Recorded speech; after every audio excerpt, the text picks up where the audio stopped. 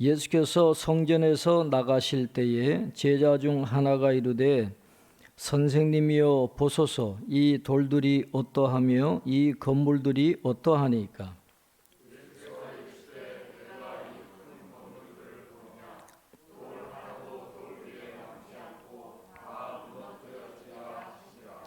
예수께서 감람산에서 성전을 마주 대하여 앉으셨을 때에 베드로와 야고보와 요한과 안드레가 조용히 묻되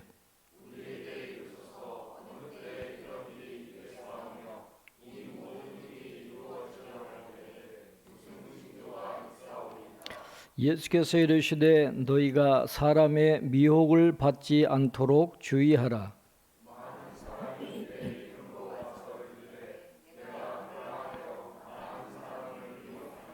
난리와 난리의 소문을 들을 때에 두려워하지 말라. 이런 일이 있어야 하되 아직 끝은 아니니라.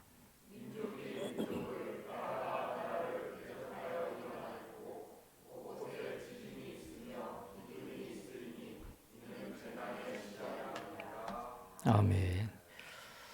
교회 소식 주보를 참조해 주시기 바랍니다. 오늘은 사순절 다섯째 주일입니다. 오늘 예배 후에 잠깐 목양실에서 세례 문답이 있고 오늘 조석연 장로님 가정에서 준비하신 간식이 있습니다. 떡을 드시고 좀 쉬셨다가 공동 우회를 하고 우리 장로님, 권사님 선거를 하도록 하겠습니다. 다음 주일에는 종료주일로 세례식과 성찬식 같이 진행하도록 하겠습니다. 우리가 마가복음을 함께 묵상하고 있는데 마지막 고난주간에 있었던 일을 우리가 함께 나누고 있습니다. 오늘은 마지막 고난주간 중에 수요일에 있었던 이야기가 오늘 본문에 기록이 되어져 있습니다. 이제 수요일 저녁입니다. 이제 예수님께서 성전에서 모든 사역을 다 마치시고 성전을 나가실 때에 제자 중에 한 사람이 질문을 하게 됩니다. 선생님이여 보소서, 이 돌들이 어떠하며 이 건물들이 어떠하니까. 그렇게 질문합니다. 이 헤롯 성전은 세 번째 성전이죠. 솔로몬 성전이 있고 그 다음에 스룹바벨 성전이 있는데 스룹바벨 성전은 굉장히 솔로몬 성전에 비하면 초라했다 그랬어요. 그래서 그 성전을 지을 때 막 과거를 생각하면서 이스라엘 백성들이 그 초라한 성전을 보면서 눈물을 흘리기도 했던 그 성전이 바로 스룹바벨입니다.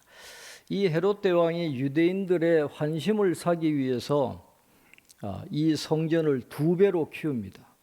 엄청나게 이 헤롯 대왕은 이 건축에 아주 일가견이 있는 사람으로 유명한 사람인데 이 초라한 스룹바벨 성전을 2배로 키웁니다. 그리고 고대의 역사상 아주 최고의 건축물로 헤롯 성전을 세우게 되는데 주전 20년부터 주후 63년까지 이 80년이 넘는 세월 동안 지었던 이 성전이 헤롯 성전입니다.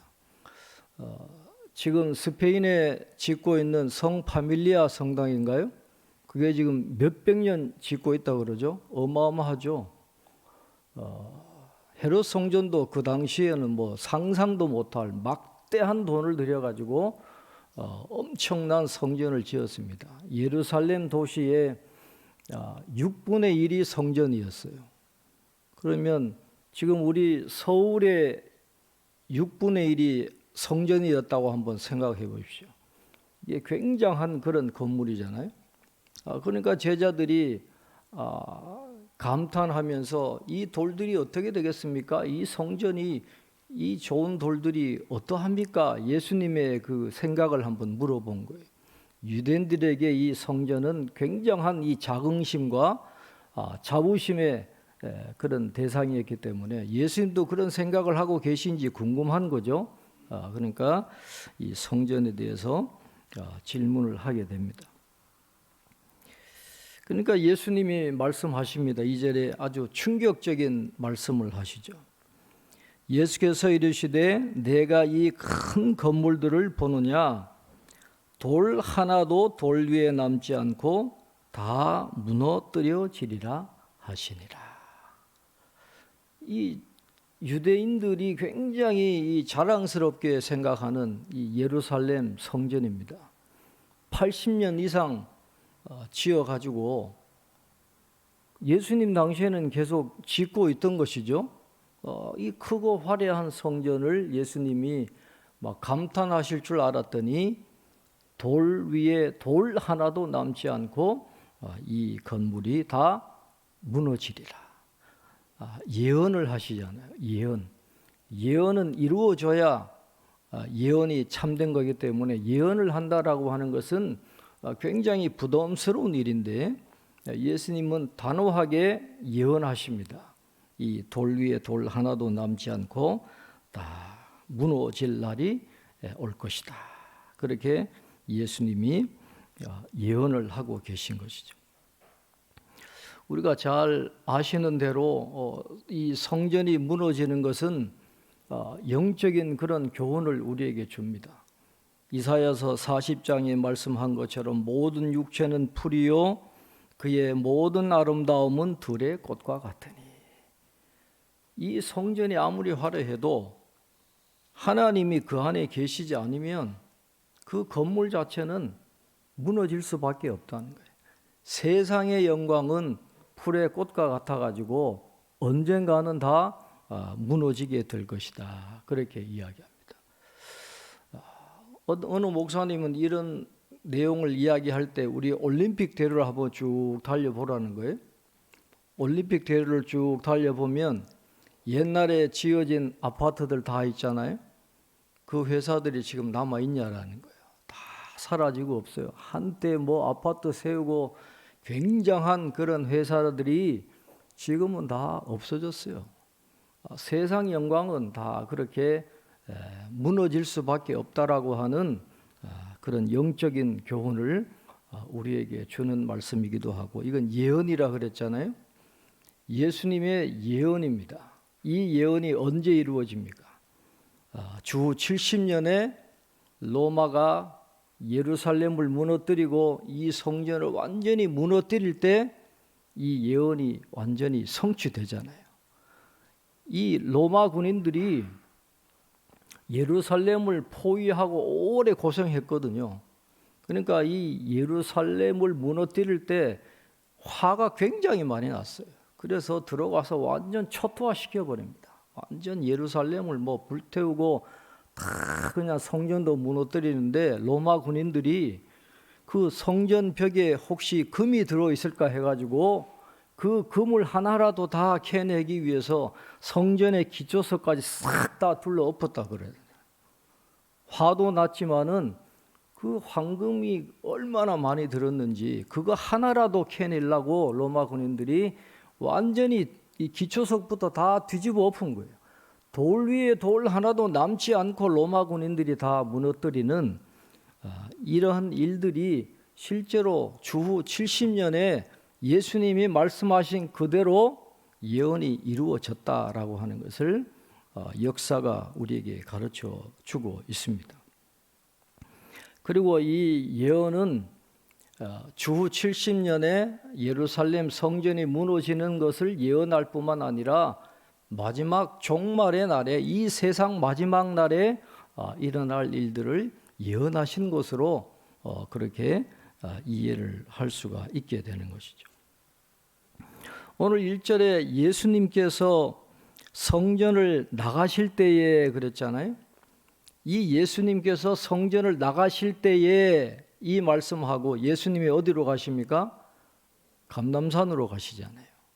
이게 에스겔서에 나오는 하나님의 영광이 성전을 떠나가지고 감람산으로 가셨다 하는 그 에스겔 예언의 말씀이 실제로 지금 이루어지고 있는 그런 현장이 오늘 본문에 기록이 되어져 있는 것이죠. 성전은 무너지게 되어 있습니다. 예수님께서 이 말씀을 하신 또 다른 이유는, 예수님이 이 땅에 오신 이유는 이 예루살렘 성전 건물은 무너진다 할지라도 손으로 짓지 아니하는 성전, 성령이 거하시는 성전을 세우시기 위해서 이 땅에 오셨기 때문에 이제 이 성전이 무너지고 교회라고 하는 새로운 공동체가 태어날 것이다 라고 하는 그 암시를 지금 예수님께서 여기서 하고 계신다라고 그렇게 해석을 할 수가 있습니다. 유대인들은 아직도 예수님을 메시아로 인정하지 않습니다. 왜 인정하지 않느냐? 어떻게 하나님이 인간의 몸을 입고 오실 수 있냐라는 거예요.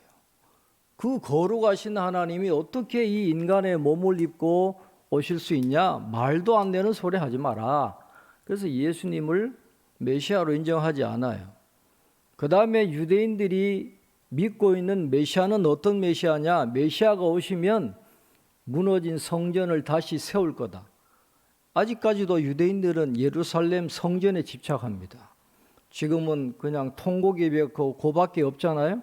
그러나 언젠가 메시아가 오시면 다시 이 예루살렘 성을 세우실 것이고, 과거의 선지자들이 이야기했던 모든 복을 우리 유대인들이 다시 받게 될 거다 하는 그런 환상, 또 그런 믿음이 있기 때문에 아직까지도 예수님을 메시아로 인정을 하지 않고 있는 그런 모습을 우리가 보게 됩니다. 자, 돌 위에 돌 하나도 남지 않겠다, 이런 충격적인 말씀을 하시고 예수님께서 감람산으로 올라가십니다. 예루살렘에 가보신 분들은 아시겠지만 이 감람산으로 올라가게 되면 맞은편에서 예루살렘 성전하고 예루살렘 도시가 다 한눈에 파노라마처럼 보입니다. 그런데 예수님이 지나에 나가셔서 감람산에 올라가셨을 그 때가 언제입니까? 오후 해질 때거든요. 그러니까 여러분, 감람산에서 지금 예루살렘 성전을 바라보고 있는 거예요.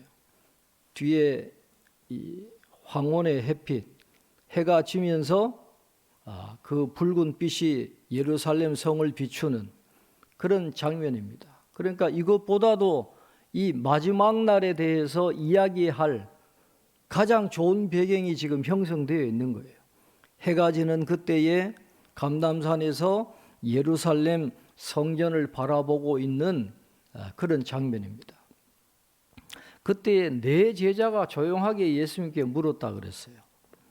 베드로와 야고보와 요한과 안드레가 예수님께 조용히 물었다 그랬습니다.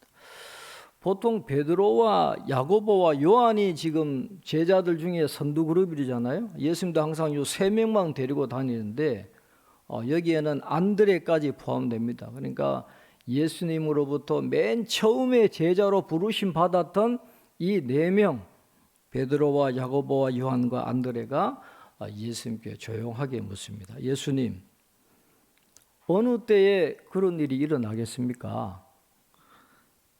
예수님이 말씀하신 그 모든 일이 이루어질 때에 그러면 어떤 징조가 있겠습니까? 그렇게 물어봅니다.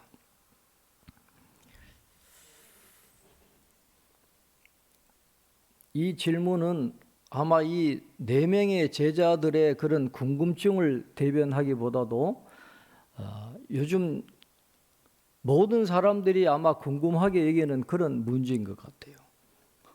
사람들은 종말을 이야기하면 종말이 언제 올까? 어떤 징조가 일어날까? 거기에 관심을 많이 기울이잖아요. 이단 사이비가 바로 그걸 이용하는 거예요. 여러분, 이단을 구분할 때, 이단 사이비를 구분할 때는 항상 세 가지 기준에서 이단 사이비를 우리가 구분해야 됩니다. 기독론을 잘 살펴봐야 되고, 성령론을 잘 살펴봐야 되고, 종말론을 잘 살펴봐야 돼요. 기독론, 예수님을 인정하고 있냐, 예수님을 믿느냐, 예수님을 믿지 않느냐, 아니면 뭐 자기가 재림 예수라 그러고 뭐 엉뚱한 소리 하느냐, 기독론을 봐야 돼요. 그 다음에는 성령론을 봐야 돼요.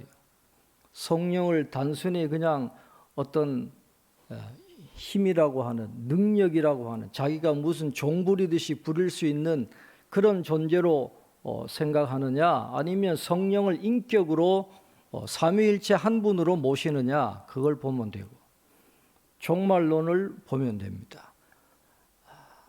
언제 어느 때 온다, 예수님이 오신다, 이건 전부 거짓말이에요. 예수님 본인도 모른다 그랬어요. 하나님만 아신다 그랬는데 어느 날 언제 어떤 상태에서 종말이 온다, 이거 다 새빨간 거짓말이에요. 그래서 기독론, 성령론, 종말론을 보면 이단이다 아니다라는 것을 우리가 구분할 수 있는데, 그러나 많은 사람들이 여기에 넘어가요. 언제냐, 어떤 징조가 오느냐, 여기에 그냥 넘어가는 사람들이 지금도 많이 있는 것을 보게 됩니다. 그러니까 제자들이 그걸 대변하는 거예요. 언제입니까? 어떤 징조가 있습니까? 그렇게 묻습니다. 그래서 5절부터 이제 13절 마지막까지 예수님의 대답이 이어집니다. 자, 우리 5절 6절 한번 같이 읽도록 하겠습니다. 5절 6절 같이 읽겠습니다. 예수께서 이르시되 너희가 사람의 미혹을 받지 않도록 주의하라. 많은 사람이 내 이름으로 와서 이르되 내가 그라하여 많은 사람을 미혹하리라 그랬습니다. 언제입니까? 무슨 징조가 나타납니까? 예수님이 거기에 대답하지 않았어요. 예수님은 사람들이 갖고 있는 이 종말론의 그 호기심을 채워주는 데 목적이 있는 게 아닙니다. 예수님께서 오늘 사람의 미혹을 받지 않도록 주의하라 그랬잖아요. 그러니까 예수님은 종말의 때나 징조가 중요한 게 아니라 종말을 살아가는 너희들의 삶의 태도와 자세가 중요하다라는 거예요. 언제 올지 그걸 때를 준비하고 깨어있는 게 중요한 것이지 때나 징조가 중요한 게 아니다. 그래서 예수님께서는 주의해야 된다 하는 것을 말씀을 하는데, 이 자칭 메시아가 나타날 거라고 하는 걸 예수님이 지금 말씀하시는 거예요. 내가 그러라 하는 말은 I am who I am 그겁니다. 바로 스스로 있는 자 아니라 자기를 그냥 출애굽기에 나타난 하나님이라고 하고 메시아라고 하는 자칭 메시아들이 나타날 것이다. 그러나 거기에 절대로 흔들리면 안 된다. 미혹되지 말라. 거짓 메시아를 쫓아가지 말아라. 예수님이 그렇게 말씀을 하고 있습니다. 유대인 역사가인 요세푸스에 의하면 이 주후 1세기에 주후 70년 그 예루살렘이 멸망하는 그 인근에 자칭 메시아들이 유대 땅에 많이 나타났다 그래요. 이 문하햄이라는 사람, 또 시몬 바르기오라라고 하는 이런 사람들이 나타나서 내가 메시아다 그러면서 사람들을 미혹하는 일들이 실제로 많이 일어나게 됩니다. 여러분, 혼란할 때일수록 이런 거짓 메시아가 많이 나타납니다. 이때 혼란할수록 조심해야 돼요. 우리나라 서초동에도 재림 예수가 살고 계세요. 서초동에 교회가 있어요. 박씨입니다. 이분이 잊을만 하면 책을 보내요. 주소록을 어디서 구했는지 교회들마다 재림 예수 딱 이래가지고 자기 사진 집어넣고 교회 집어넣고 재림 예수다 그래가지고 보냅니다. 나를 믿지 않으면 너희들 멸망한다는 거예요.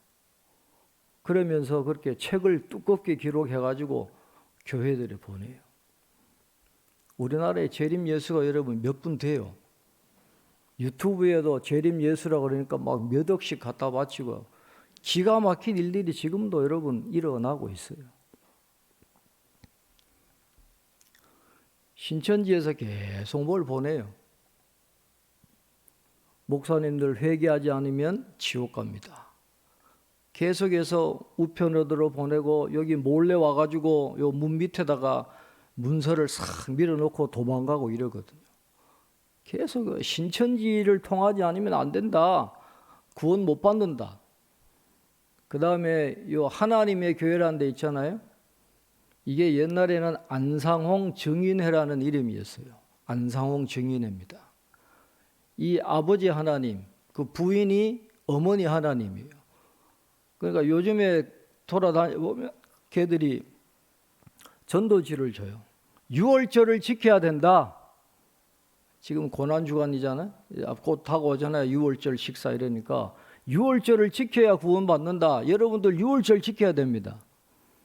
예수님은 없어요. 예수님은 쏙 빼고 우리 하나님 아버지, 우리 어머니 하나님 이렇게 잘못된 그런 거짓 교리를 전파하는데 문제는 여러분 하나님의 교회가요 지금 어마어마하게 성장하고 있어요. 부산도 그렇고요. 난립니다. 요즘 교회라고 새로 세워진데 하나님의 교회일 수도 있어요. 안상홍 증인의 이름이 벌써 이단 사이비 냄새가 나니까 하나님의 교회로 바꾸고요. 신도시마다 새로운 건물, 교회 건물 멋지게 지어가지고 사람들은 모르죠. 그래서 정통 교회를 다니는 분들이 그 교인들한테 이거 이단이다 빠져나와라 그러면 그 사람들이 그래요.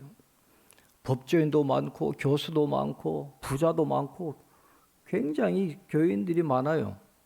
그럼 뭐라 그러냐? 우린 교리에는 관심이 없다는 거예요. 교리에는 관심이 없어. 우리끼리 이렇게 모여서 지내는 게 너무너무 행복하고 좋다는 거예요. 그런데 여러분 이단과 사이비의 끝은 다릅니다. 그러니까 영적으로 이 교리를 잘 깨달아야 되고 잘 분별할 수 있는 그런 분별력을 길러야 돼요.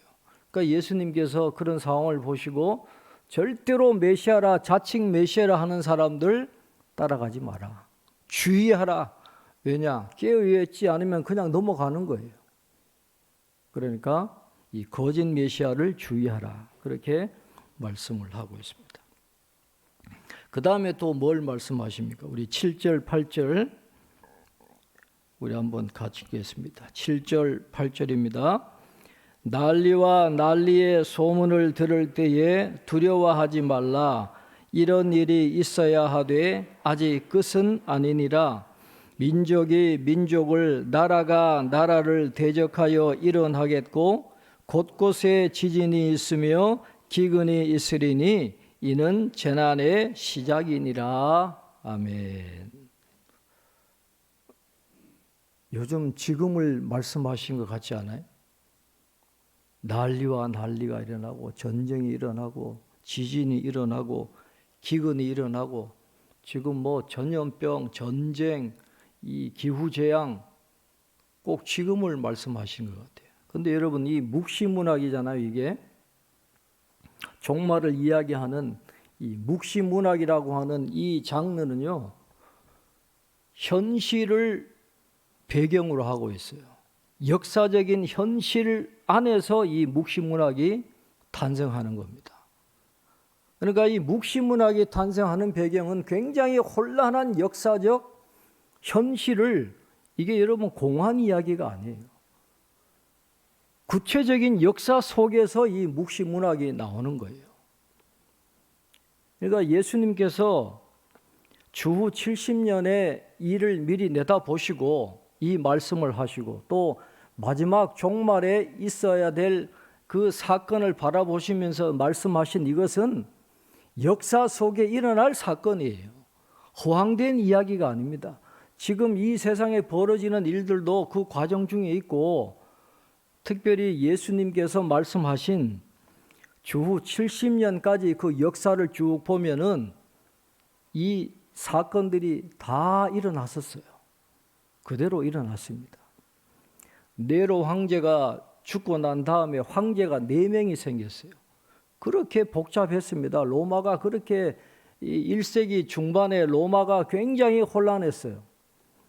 파르티아에서 쳐들어옵니다. 저 브리타니아에서 반란이 일어나고 이래가지고 마치 세계 질서가 무너지는 것 같은 그런 시대가 바로 1세기 중반입니다. 그리고 곳곳에 지진이 일어나고요, 화산이 터지고 마치 세상에 종말이 온 것 같은 그런 일들이 주 1세기에 그대로 다 일어났다라는 거예요. 그러나 예수님이 말씀하십니다. 마치 지구의 마지막 날이 온 것 같은 그런 일들이 일어나도 두려워하지 말라. 이런 일은 있어야 하되 아직 끝은 아니니라. 그게 뭔 말이에요? 이 모든 일들이 하나님의 섭리 바깥에서 일어나는 게 아니라 하나님의 섭리 안에서 일어나고 있다라는 거예요. 두려워할 필요가 없다는 거예요. 하나님의 뜻이 이루어지기 위해서 이런 일들은 반드시 있어야 하지만 그건 끝이 아니다. 재난의 시작이다라는 것을 말씀을 합니다.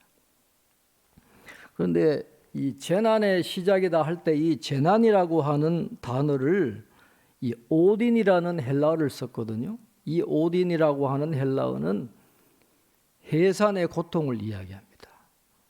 그러니까 출산의 고통이 시작이 되었다 하는 뜻으로 말씀을 하신 거예요. 처처에 전쟁이 일어나고 지진이 일어나고 마치 세상 종말이 일어날 것 같은 그런 일들이 일어나도 그거는 이 출산의 고통이 시작일 뿐이니까 두려워하지 말라는 거예요. 어머니들 이 자연분만 하신 분들은 어떤 분들은 막 24시간 동안 그렇게 고통을 했다는 분도 있고, 아니면 그냥 몇 시간 만에 그냥 쉽게 그냥 출산하신 분도 있어요. 그러니까 이 출산의 시작이지만 언제 끝날지는 모르는 거예요. 알려주시지를 않아요. 그러나 그 가운데 인내해야 돼요. 이거 시작이니까 낙심하지 말고 반드시 있어야 할 일이니까 참고 견뎌야 된다라는 것을 말씀을 하고 있는 것이죠. 그러면서 또 이 다른 한편으로 해산의 고통이라, 해산의 고통의 시작이라는 말은 고생하면 어떤 낙이 옵니까? 새로운 생명이 탄생하는 기쁨을 누리게 되잖아요. 해산의 고통 같은 지금 이런 어려운 일들이 오고 난 다음에는 반드시 뭐가 오는 거예요? 새로운 시대가 온다라는 거예요. 하나님의 나라가 오기 때문에 그 날을 바라보면서 낙심하지 말고 반드시 있어야 될 이 고통들을 인내하면서 잘 견디되 그 시간 동안 깨어 있으라. 주의하라. 깨어 있으라. 예수님이 지금 제자들에게 그 말씀을 하시는 거예요. 종말의 때가 언제냐? 어떤 징조가 있느냐? 그게 중요한 게 아니라 그것이 언제이든 내일이든 아니면 몇 천 년 후든 그 종말의 때를 준비하기 위해서 주의하고 깨어 있으라. 하나님의 말씀대로 살아가는 그 삶의 태도, 그 자세가 중요하다라고 하는 것을 오늘 예수님께서 제자들에게 말씀을 하고 있는 것입니다. 그래서 오늘 이 말씀이 주는 교훈을 우리가 다시 한번 되새기면서, 우리의 관심은 아직까지도 이 속 사람보다도 겉사람에 있을 때가 많잖아요. 화려한 건물을 보고 감동하고, 수치를 보고 감동하고, 성공한 것들, 부와 명예를 보고 감동하는 그런 마음이 있지만, 예수님은 그런 것들 다 무너진다는 거예요. 정작 중요한 우리 속사람, 성령이 거하시는 성전, 이 성전이 아름답게 세워지는 것이 중요하다라는 것을 말씀을 하고 있고, 종말이 다가온다라고 하는 이 해산의 때가 되면 될수록 고통이 심해지듯이 난리가 나고 전쟁이 나고 재난이 일어나는 이런 빈도나 강도가 앞으로 점점 세질 거예요. 지금 수많은 전쟁의 소문, 이런 것들이 다 하나님의 그 끝을 향해서 하나님의 섭리 아래서 이루어지는 그런 일이라고 하는 것을 우리가 생각하면서, 그러나 이게 끝이 아니라 우리에게 하나님의 나라가 임하는 하나의 과정이라고 하는 것을 우리가 기억하면서 거기에 소망을 두고 깨어있는 주의하는 그런 삶을 살아가는 죄들 되어야 되겠고, 우리에게 다가오는 그런 많은 일들도 모든 것이 합력해서 선을 이루시는 하나님이 더 좋은 것을 마련해 주시기 위한 이 과정이라는 것을 믿고 우리가 소망 가운데 나아갈 수 있는 저와 여러분이 될 수 있기를 바랍니다. 우리 찬송가